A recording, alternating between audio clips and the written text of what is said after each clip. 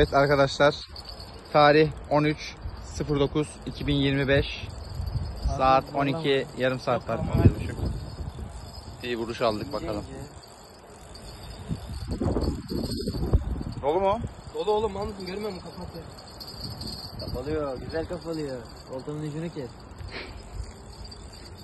Ne çıkacak bakacağız. İsrail sazanı da olabilir. Aynen. Kalamayı kapatsam mı lan? Biraz kapat. Gelir o gelir. Çok da kapatma ya, biraz ver. Gelir terse gitmesin. Geldi. Kanka ne lan o? Bu ne oğlum? Ne turnası oğlum? Otlara gitmesin Emin, otlara gitmesin. Gitti bile de bence. Gitmesin. Bunlar mı? Sazan. Yayın. Sazan yayın. Yayın mı? Yavru yayın. Hasna. Kanka nasıl alacağız lan bunu? Sama tut sen. Getir bu tarafa doğru. Şuraya getir. Buraya getir. Al şunu tut. Çok da büyük değil. Getir. Bekle ben tutacağım. Dur. Tamam.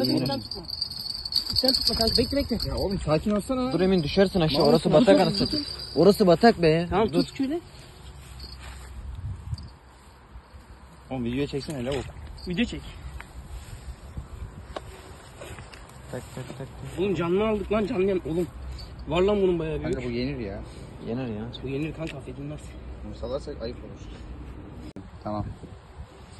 Arkadaşlar yayın geldi ama limit altı olduğu için salıyoruz. Devamlılığını sürdürebilmek için lütfen limit altı balıkları salalım. Ne biçim saldın hayvan? Salak öyle mi sanıyorsun?